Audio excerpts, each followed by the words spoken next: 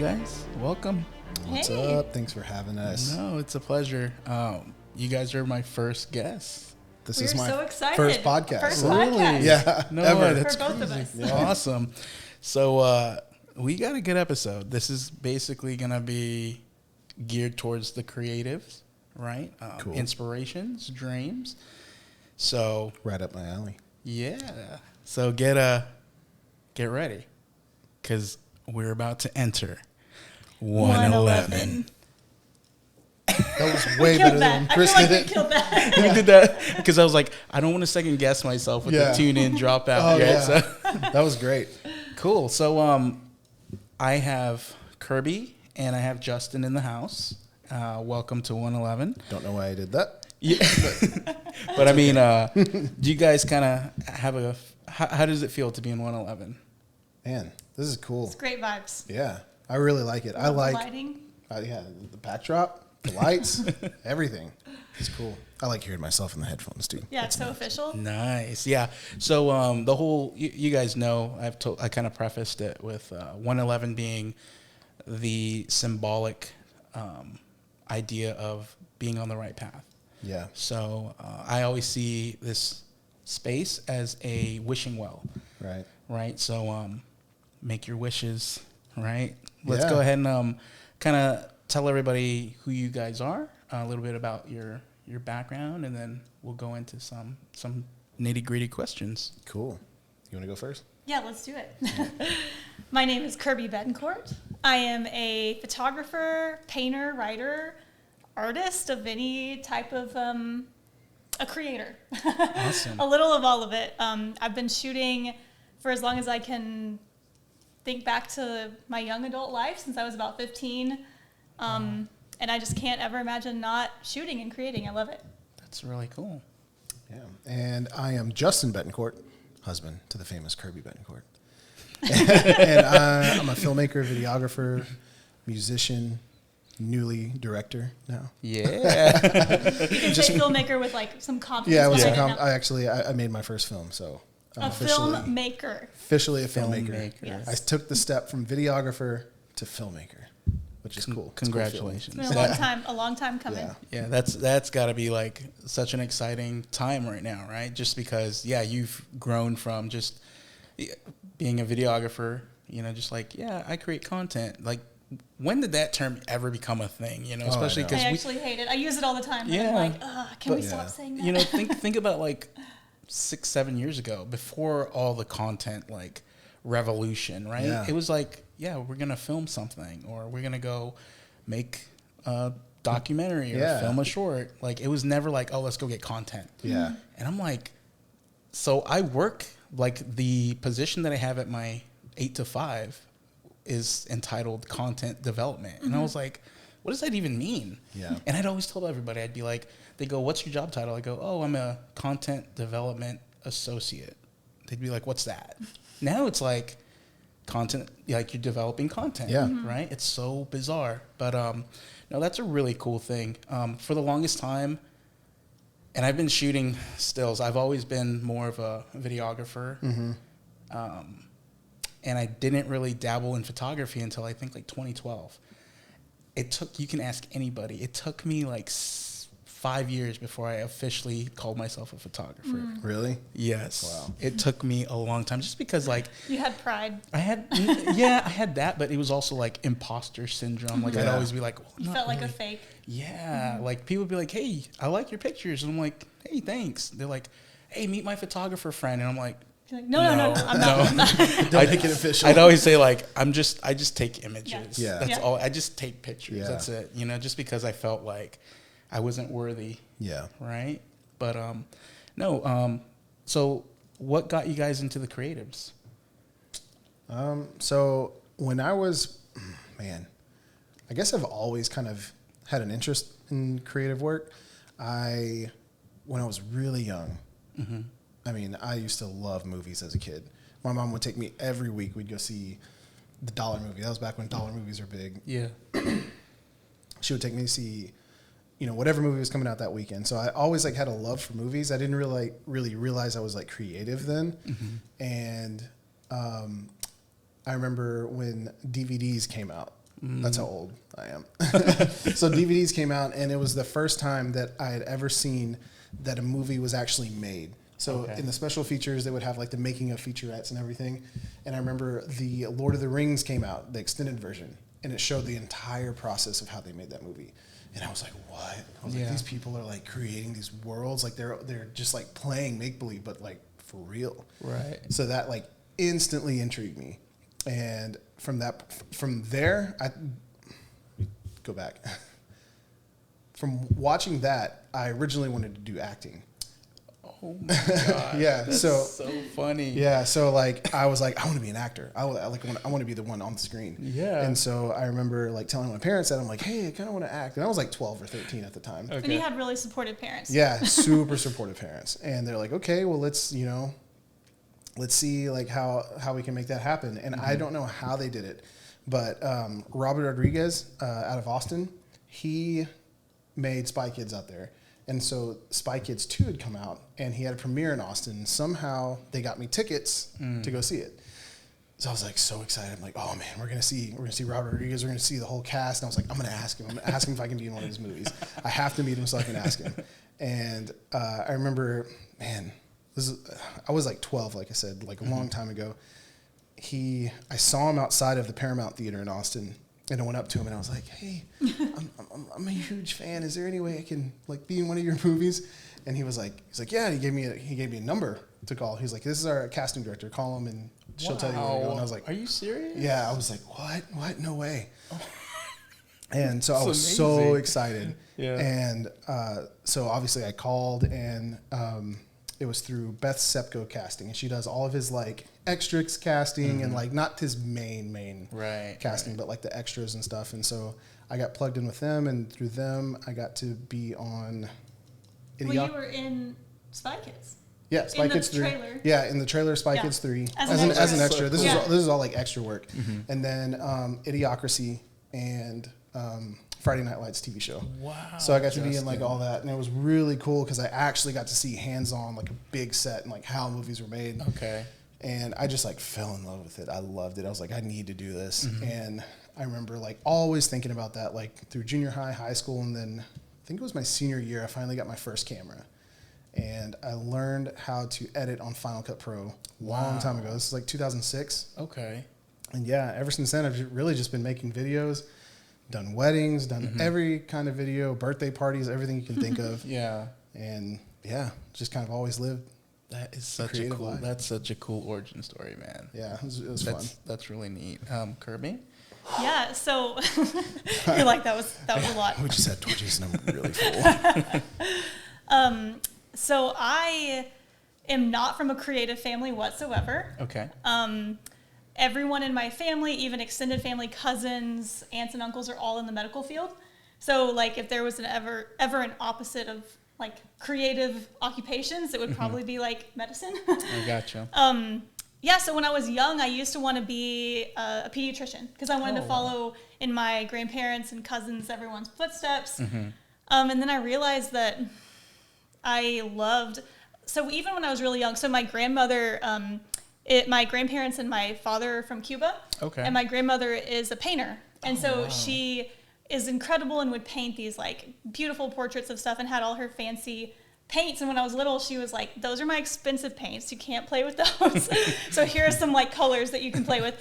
But I think even then it was really cool to be around someone who understood color theory and understood complementary primary colors. And I mean, I didn't know it at the time because I was just playing, but I was just always obsessed with color and light, even at a really, really young age. That's so cool. So as I got older, I do not know what drew me to photography to begin with, but I was really young. I was in junior high. Wow. My parents, my first camera was a Sony Cybershot. It's literally a silver point and shoot camera with without a detachable lens. It was the slider one, right? You could slide it down. And yes, yeah. And I was obsessed. I mean, I went outside and took pictures of trees and grass. I mean, I guess that's how everyone kind of falls in love with it, like any craft to begin with. So I did that for fun. I started realizing I liked photographing people more than nature or anything else like that. I got a DSLR. It was a Canon Rebel, an old Rebel. And I would take pictures of my friends. Nice. So yeah. anyone who would let me. I mean, Right. of him.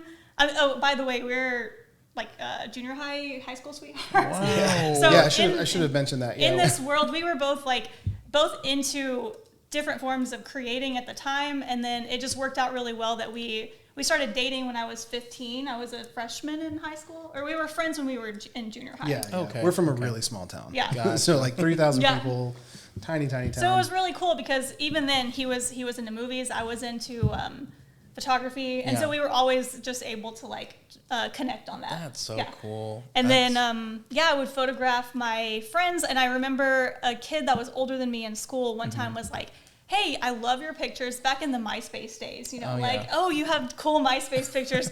Can I pay you like $50 to do pictures for me for like my senior photos? Right. And that was like my light bulb moment that I said, wait a minute, I can make money doing something I'm going to do anyway. And then the rest was history after that. That's so Yeah. cool. Yeah, that's an interesting story, you know, like how life, you know, takes that kind of a turn. Like it's almost like you're set up to kind of follow in the footsteps of Yeah. your parents, but Yeah. then all of a sudden like something happens, like you said, light bulb, and then all of a sudden your whole trajectory of where Yeah. you're going changes. Yeah, and I dealt with I struggled a lot when, at first it's fun whenever you're like, you're not grown yet and there's no responsibilities and you're Yeah. like, okay, I'm on top of the world, I'm gonna make money and I'm gonna be a photographer and all this stuff, but you're not thinking about like, is that a reasonable career, you know, whatever. Like lifestyle, Yeah. right? Especially since this was like, 2006, 2007, where Instagram, Facebook, all this like,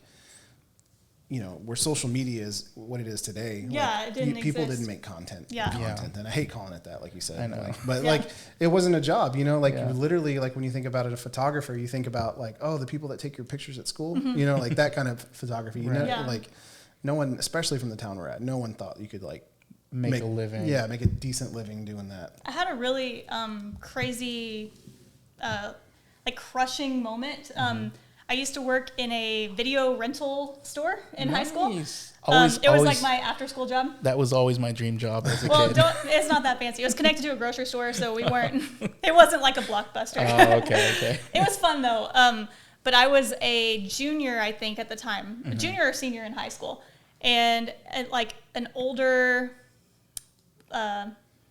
man walked into the store to like buy a pack of cigarettes or rent a movie or something, and asked like, I guess it was just a normal thing in the town, like, what are you going to go to college for? What does your future look like? And he asked me, and I told him, and I will never forget how big of an impact it had on me that he was like, well, what are you going to do when that doesn't pan out? Oh, wow. And I know he Yeah. really wasn't genuinely trying to be a jerk. Bring you down, but yeah. that was just the mindset of everyone in the town. And I know it's still a mindset for people today. But it was like, I was like, what do you mean? There is no plan B. And I loved it so much. I had never even considered that. Right.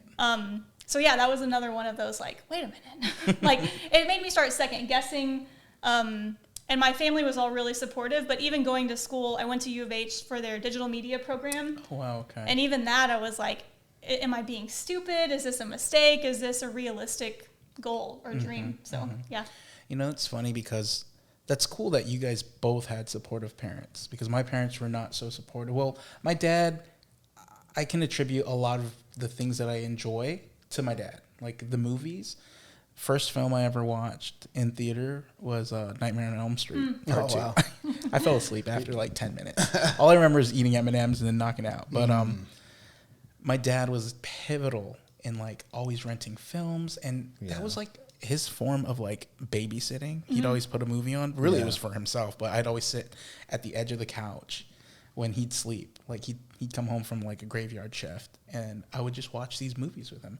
And I just became very enthralled. But my mother, she was completely opposite. She was like, go study something with computers, go be a doctor, go be, something that'll make you money. And I mean, you have to understand, like, your parents are just looking out for your well-being, but they don't want you to be a starving artist, right? They really don't. And it's crazy to think that when I was growing up, I was the same story as Justin, in the sense of I remember telling one of my best friends, I was like, when you become a pro football player, I'm going to be a famous actor because you wanted to act? I wanted to act. Oh, wow. Because everybody used to be like, you should be an actor. And I'm like, no, okay, maybe, you know. And, and, you know, you always dream, like, that's everybody's, like, ultimate dream, you know, like, glamorous Hollywood. Yeah. I think it's because, like, what you can see in the movies, you know, like, you see the actors, and so you automatically, especially as a kid, you think, like, that's what I want to do because that's what I can see. Yeah. And so I took drama my junior year instead of taking cinematography. But I had a bunch of friends take cinematography. I didn't even know what cinematography was. I was like, what is that? Our high school didn't have anything. That's crazy.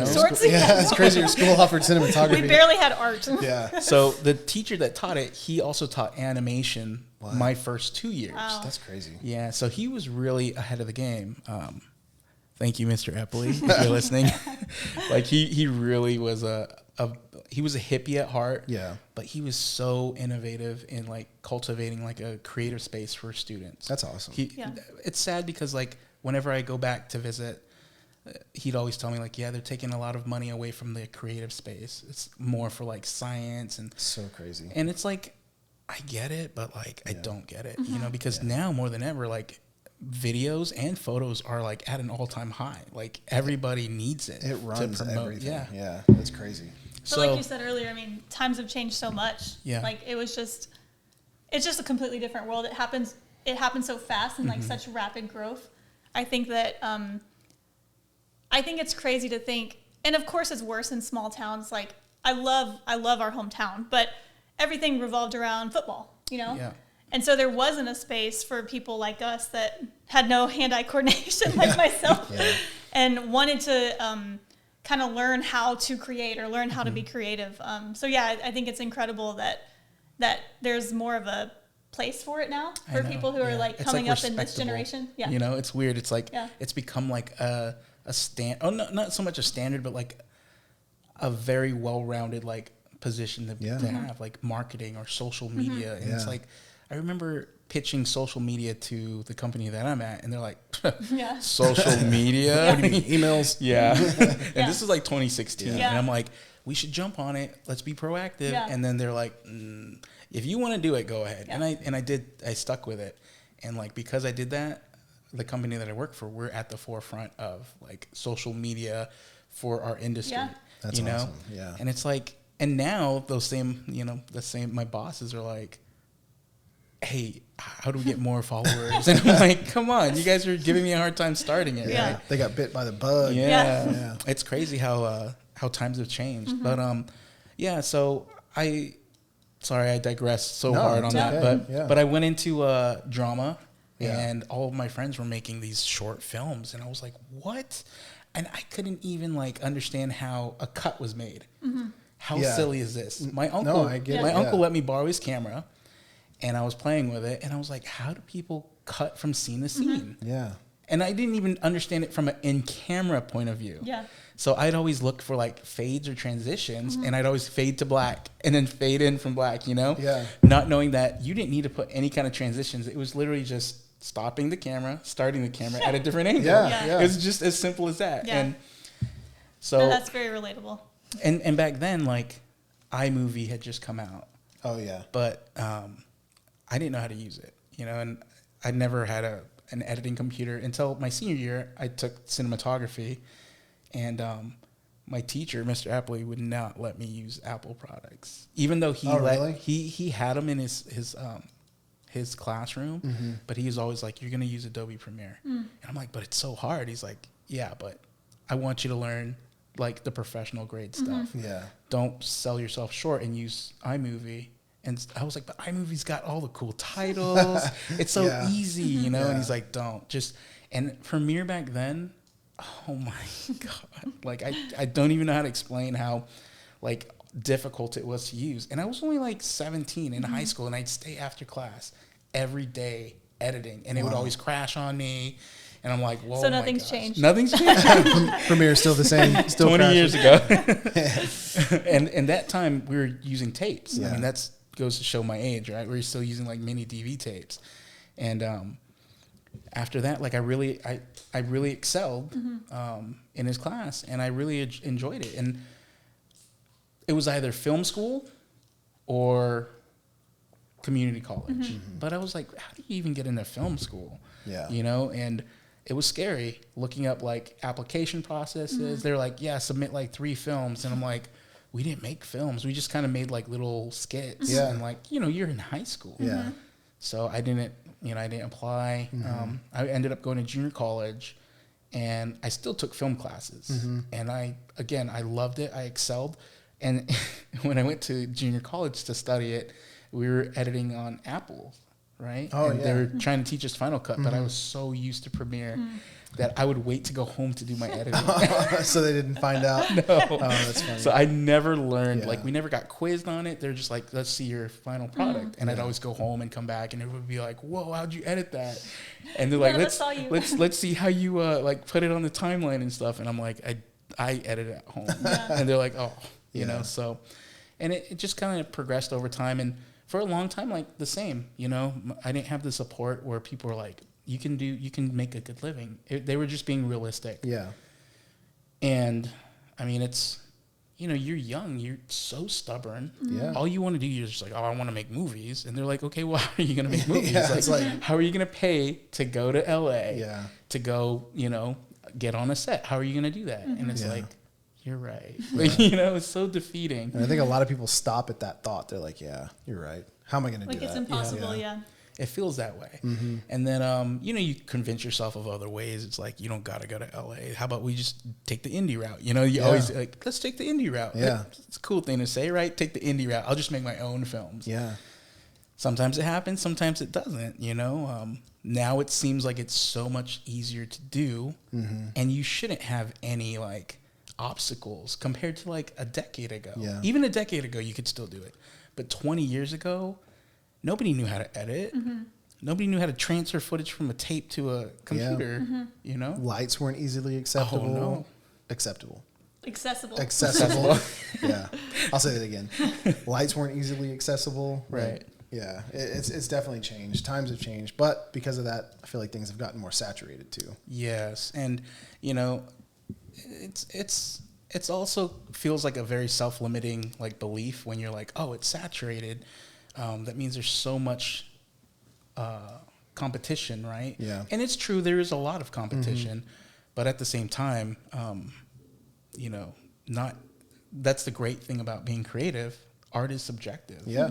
So we can all three look at the same picture and we'd be like, oh, I love it. Justin might be like, no. You know? Yeah. And so it's the same in relation to when you go to a business. Like somebody's going to be like, I don't like that guy's work. I like that guy's work. And they're like, no. And people will try to convince you otherwise. But it's like, again, art is subjective, right? So, But it's never been easier. Never been easier to be a filmmaker, photographer, YouTube creative. University. Yeah. All the gear is accessible now with your phone. You can literally be a photographer or a videographer, like with your phone. The footage is that good. Yeah, it's so crazy how far technology has come and how cheap it's gotten. Yeah. And honestly, that's the stuff that does better now with TikTok and Instagram Reels and all this stuff. Like the organic shot from your phone, that's what's getting all the views, not this polished commercial looking stuff. Which is so, like, weird. Yeah. Like, it's like we go forward, like, full speed. Yeah. Like, you know, all gas, no brakes. And all of a sudden it's like, halt, let's go backwards. And then now let's make, like, for instance, and I'm guilty of it, using, like, digital 8 or VHS filters. Yeah. Oh, yeah. You know, because for my generation, we're using, like, film filters. Yeah. And, like, film burns, nobody had access to film burns. Yeah. And I was like, oh, cool, I got film burns. Or grain. Yeah. Like film grain. Yeah. And now it's just like, it's commonly used. And Yeah. it's like everybody, instead of going forward, we come backwards. Yeah. Nostalgia always wins. Yeah, I was just I think there's always a special place in people's hearts for like anything that's vintage or throwback or just like it feels more dreamy just because it's a time before. But yeah, I remember being like shooting on film, like black and white film, and shooting with really high ISO film so that I could get grain and all of this stuff. And it's just really crazy to think that it's hard to even remember a time before being so consumed by social media, but now that we're in a world where it's just normal to slap a filter on anything and it looks beautiful. It looks I mean, good. I'm not trying to hate, like it's beautiful footage that you can get right from your phone. I mean, I literally sell presets for mobile photography. Yeah. And I like that couldn't have been possible, you know, even 10, 15 years ago. I know, it's so bizarre to think that, you know, everybody's so excited about like, oh, 8K resolution. Yeah. But then you throw like film, like 8mm film filters on. They're going to throw a filter on it that's degraded anyway. Yeah. So. Kirby, of all of the photography you've done, what would you say was your most epic achievement? That's a great question. I've hit some pretty big milestones. I think the thing I'm the most proud of was a trip to Mozambique. Oh, wow. Justin and I both were able to film and photograph for a nonprofit organization that they provide formula to mothers who can't breastfeed in a village in Mozambique. And I never knew that it would change my life the way that it did, but we got to go experience life out there, just the way that different people live. We got to photograph. The goal was to create images or imagery for marketing so that because they fundraise. That's like their funding. To fundraise to people here in the United States to help keep the project alive. So we got to photograph some of the progress of some of the kids that go through the program. We got to meet amazing people. It was just it was a really life-changing event to walk through the village, and I got to photograph an elderly woman who had never had her picture taken ever in her life. Oh, wow. Ever. I can send you the photo. I don't know if you can like input it into the video. I'll definitely show it. So that was it felt like such an honor. Yeah. And obviously we would ask permission beforehand and everything, but we just got to photograph some family portraits for people who had never had a family portrait taken.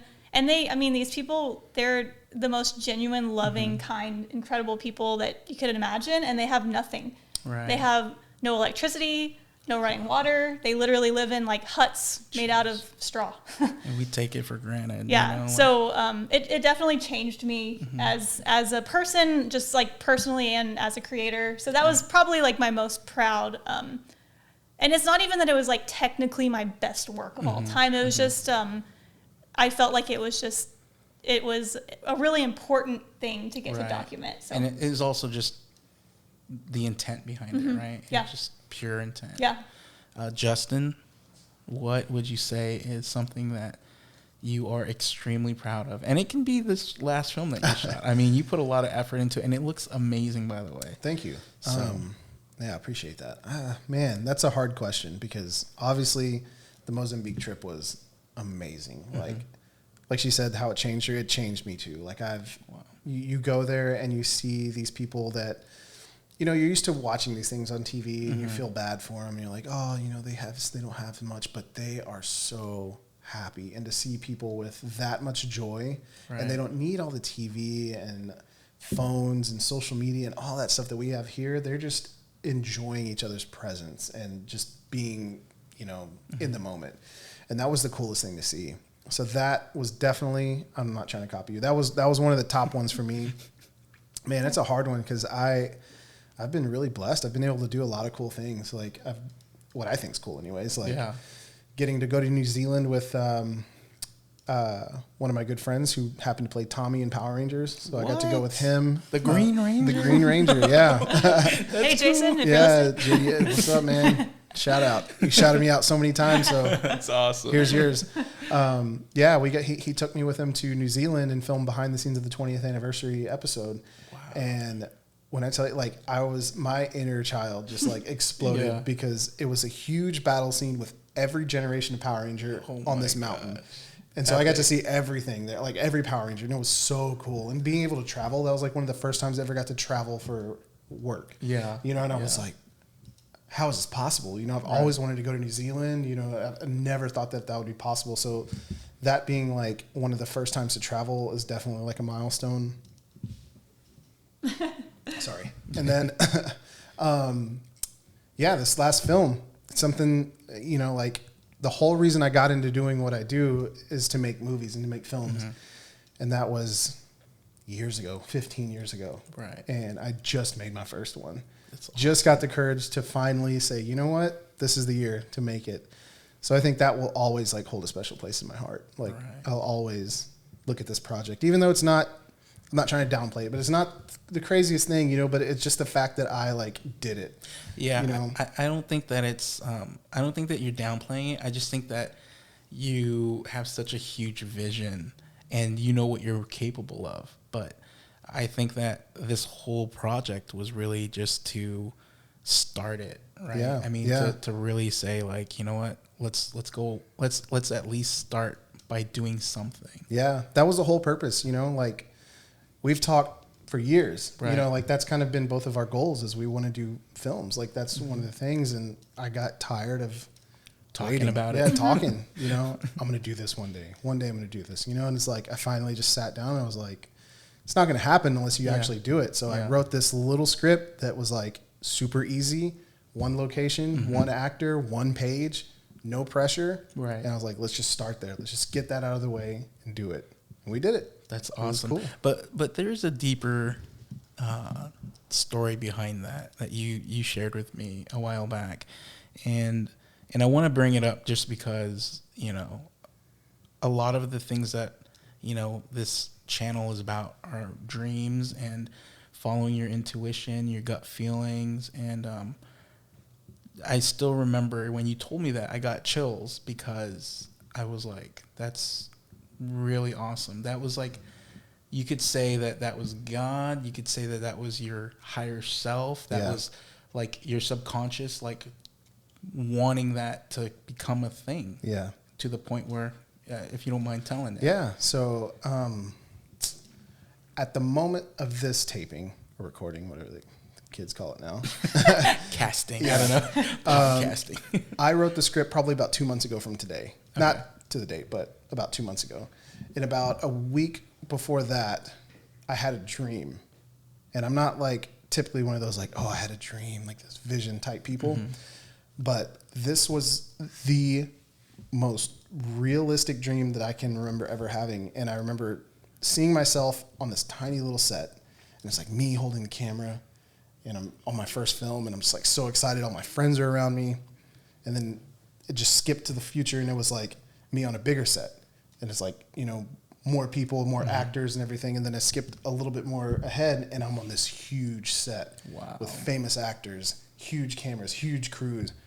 And I woke up and I was like, I have to do this. Like, I don't know. It just like hit me. It was like, this is no longer a choice. It's like, I have to do this. This is now like, and ever since then, it's been 2 months. You can ask her. I'm driving literally everyone I talk to crazy because it's just like become a mission. I don't know why. Yeah. You know, like I've never really had a dream like that felt that vivid and that like, this is what you need to do. Wow. And so, yeah, literally, I want to say it was that night or a couple days later, I wrote the script. And Effortless, right? yeah, it was like, so It was more of a like determined, Yeah. like determination. yeah, I wouldn't say effortless because like I took all the ideas and I had these note cards and I just like was just throwing out ideas because that always gets in my way. I'm always like, like it's Overthinking. it's like a halfway idea, you know. So I'm like, just write down your ideas. So I put them all and I pieced them all together. Okay. Like I put them on the ground. I was like, okay, this goes here, this part goes here, this part goes here. Let's fill in the gaps. Okay. And so I did that, and I was like, well, I have a scene now. It's like, let me write it out into a script. You also took the pressure off of yourself of like it being, you know, the next Interstellar. Yeah. So I think that was a really big Yeah. thing for you that you were like, my first film doesn't have to be this revolutionary blockbuster work of art that's going to change everyone's life that experiences it. And I think once you took that pressure off of yourself and you were like, look, just write something. Yeah. Then it kind of like lets you freely, Yeah. you know, move and not be so paralyzed. And we released it today.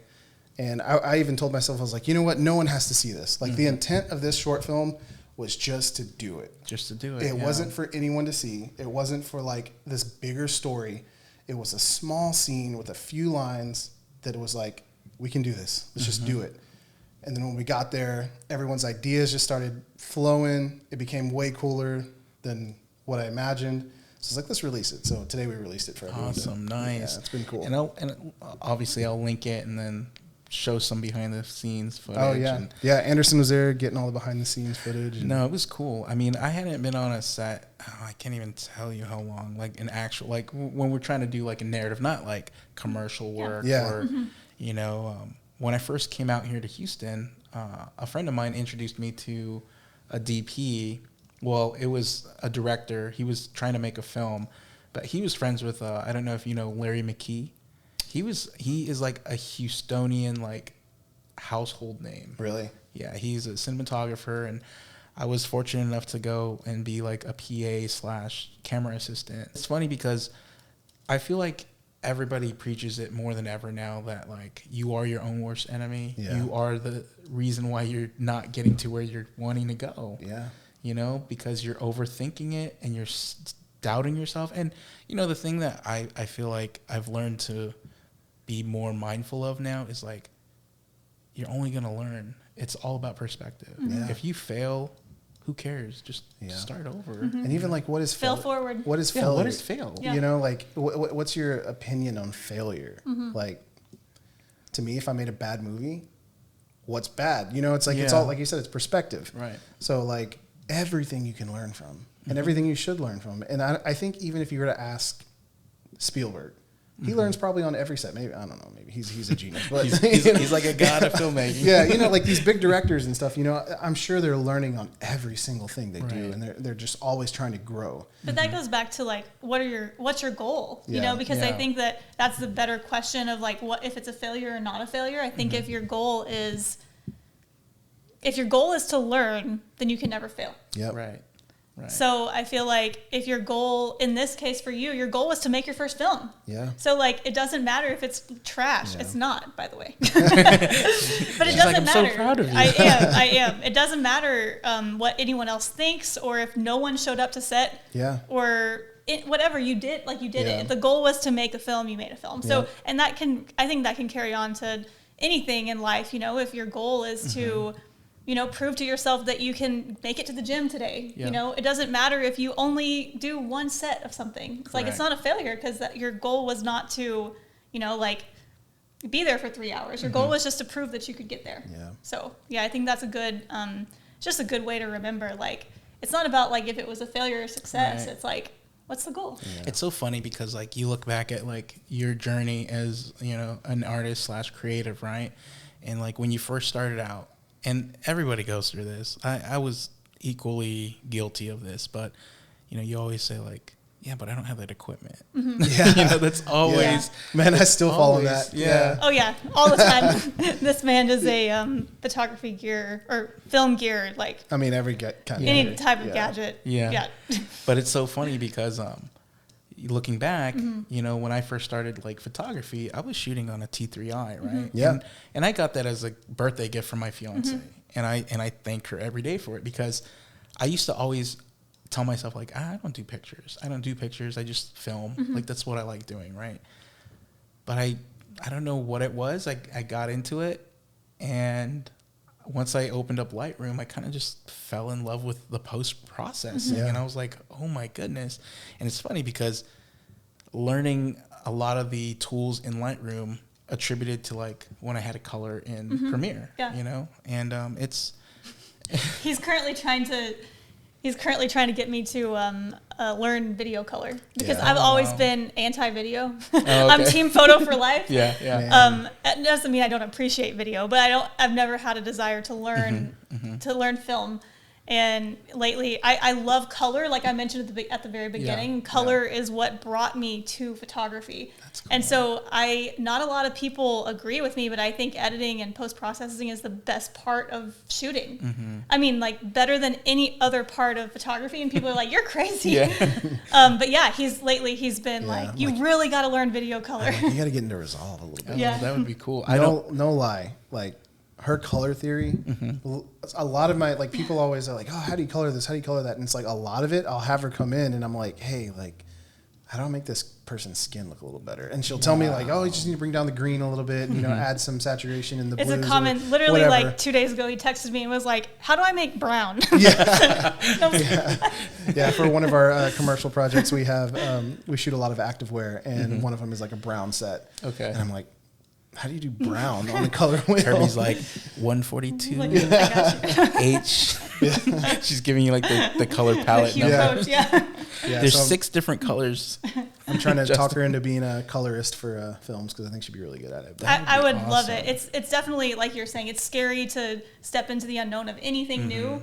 So it's really hard whenever you feel like, okay, I finally learned something really well, but to like kind of start all over again and learn Yeah. something new. But it's so intriguing to me, and I wholeheartedly believe that if you are passionate about something, that even if it takes a really long time, like you'll eventually get good at it. Right. So yeah, maybe Yeah, that'll be the next move. That's very funny because I always bounce back and forth between like photography and video, and I'm always like, I don't want to edit video because it's a lot of effort, you know. Yeah. And then for photos, it's like I just after I'm done shooting, I can't look at the pictures until like the next day. Oh wow. I can't. The reason why I do it anyways, but the reason why is because when I edit right after I'm done shooting, I always feel like my eyes aren't calibrated. They're tired, and it's always like my first renditions that are always like, what? Whenever I look at them. So then the next day I'll come back and I'll open it up, and I won't look at my edits. I'll just go straight to editing something fresh, and then I go back to look at what I did the day before, and I'm like,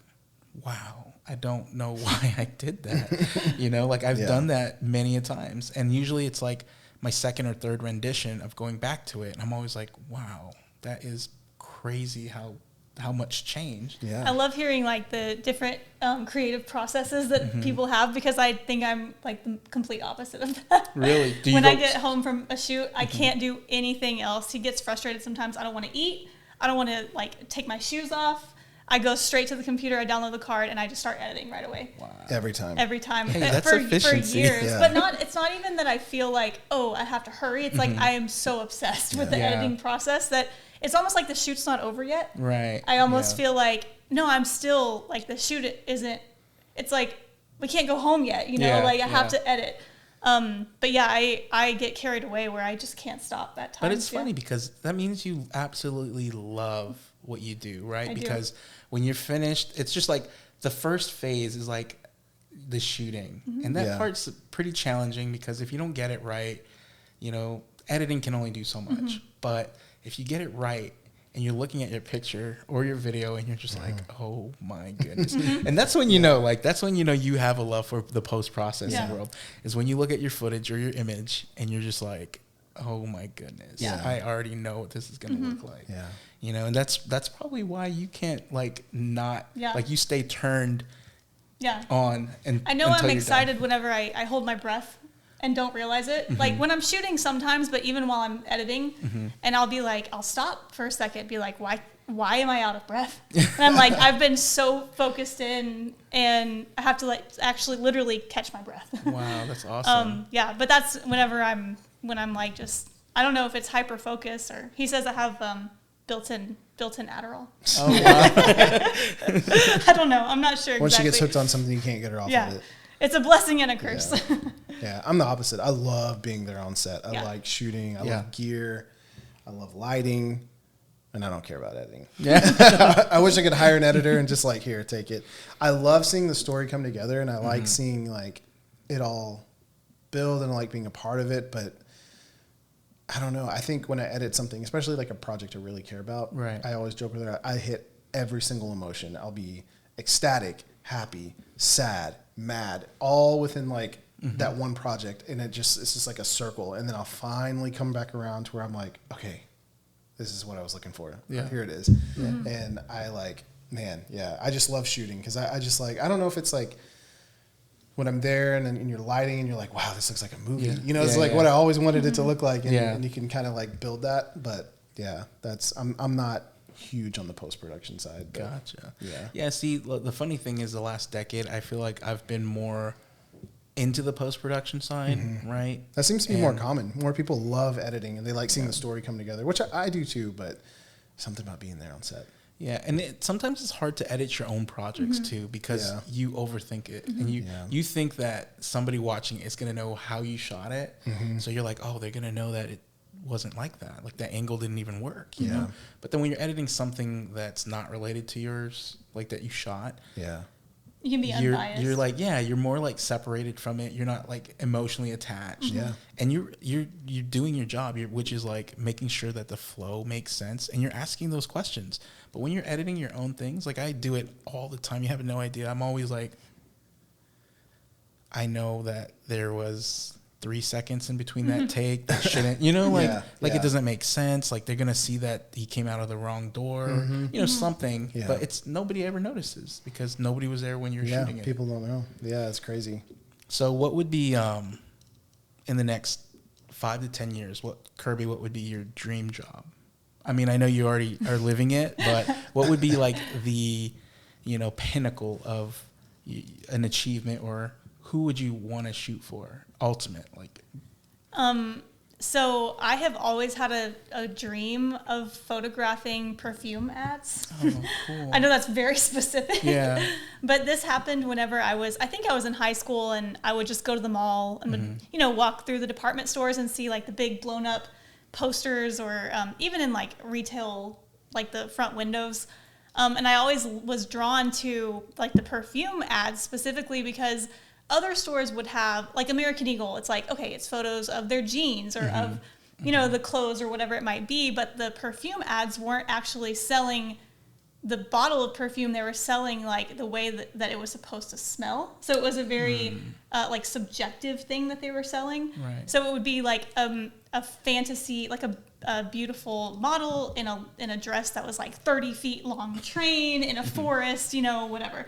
And so these fairy tale lands that don't really exist always kind of just drew me in. Awesome. And I've never done it before. I've done some fake perfume ads before, but that's definitely a goal and a dream that I know that's not really, it's very specific, but I feel like that's going to be one of those huge moments for me to say like, okay, I actually did it, and I actually have an ad that's printed in Macy's or in, Cool. like, or in wherever perfume ads run. I don't know how much of the physical, like the mall world is dying out, but I think that would be a huge pat on the back. What was your first published work?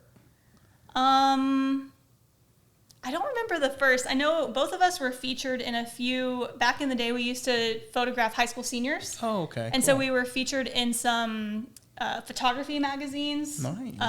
I have work that's printed on the side of Westcott softboxes, actually, like the packaging. That's cool. Okay. But I don't know exactly which one was the first, but I've had some cool opportunities, and also like help design some book covers for some friends and stuff like that. Yeah. That's really neat. Yeah. That's really neat.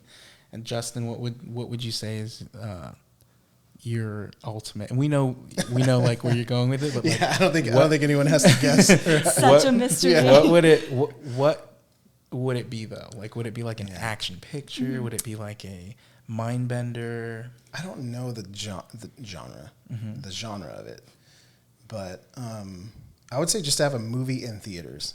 Okay.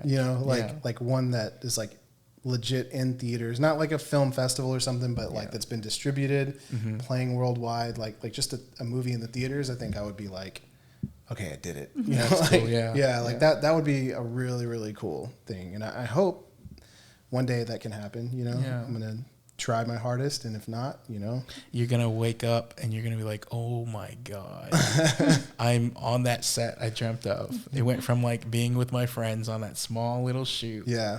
And what's weird is like, that was almost my dream. Like when we were there on the thing, it was literally that. Wow. And so I'm just like, man. Everyone showed up. I didn't ask one person to be there.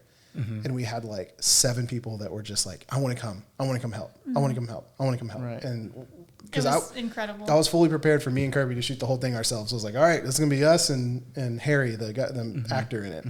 We felt so like loved and supported. I know, like, and everyone had the best time, and now literally everyone's like, when's the next one? When's the next one? That's cool. That's motivating. It is. That's very motivating. So imagine you guys are in your late 50s, and we don't know if you guys are well established, still even doing video or photo work. If you could tell something, like, let's just pretend that it's your higher self, and you could tell yourself something right now, 20, 30 years from the future, what would you want to tell yourself? Man, it's funny. I don't know. Like, all I can do is just think about what I would tell myself in like my early 20s. And I think it's that everything's going to work itself out.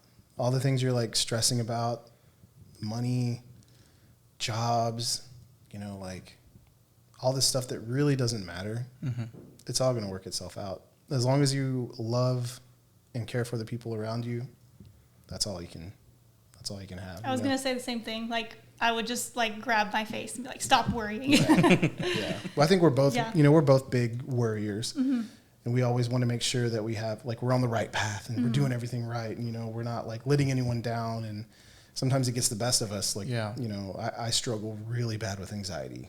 Like really bad. And, you know, when I look back, everything's been okay. All the things that I stressed about, you know, was worried about, it's all been okay. Right. You know, like I don't know who said this, but you've survived all your worst days. Yeah. And you're still here. So. I've literally, you know. That's cool. I lost my dad about 8 years ago. And to me, that was like the worst thing you could go through. And I'm still here. You know? It sucks, but like, you know, if you can live through your worst days, you know, like you can live through anything. So you just gotta keep going. Yeah. That's a familiar feeling because I last August I lost basically like he's my brother, he's my uncle, but we're only 3 years in difference in age, but we grew up together. And this is the guy that used to always tell me, and you know, he'd be like, "Didn't you want to make movies?"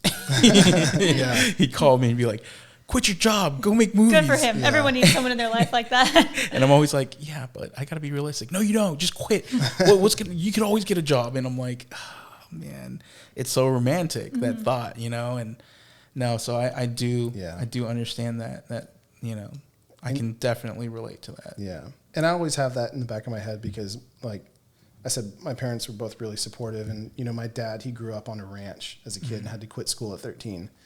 And help his family make money, and he worked for like, you know, 25 cents a day or something like that, crazy. And he always told me he got blessed to have a nice job, you know, when he became an adult and like take care of his family. But he always told me to follow your dream, Like, you have the opportunity, do it. Whatever. If I told him I wanted to go to the moon, I'd be like, do it. You know, like he had no reservation, and so I always have that in the back of my head, just follow your dream.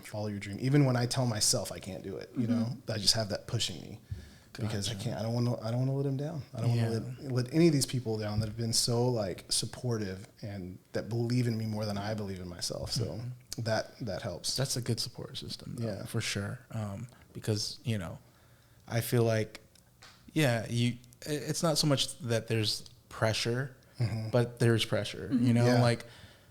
It's really a good way of keeping yourself like accountable to keep pushing through, because you know that everybody's like holding you like to that standard. And even like people, you know, like you, like when you're making your movie, you know, like you would tell, like every time we see each other. That's what stopped you for so long. Yeah. I feel like the fear of letting other people down and like you didn't want to talk about it and you were always like, oh, you know, nobody cares, or I don't want to let others down. So like once you actually said it, then that's like another level of accountability. Right. Because then it's like all the people you've told, now it's out there. Like now they know. It's not just in your head anymore. So it adds a layer of like, I can't not do this now. Yeah. I mean, like, not that I'm doing it for other people or whatever, you know, but it's like, I don't want to let these people down. You know, like I want to like, I don't know, my family and friends, they see something in me, and it'd be kind of doing them a disrespect to not see that through. I feel like.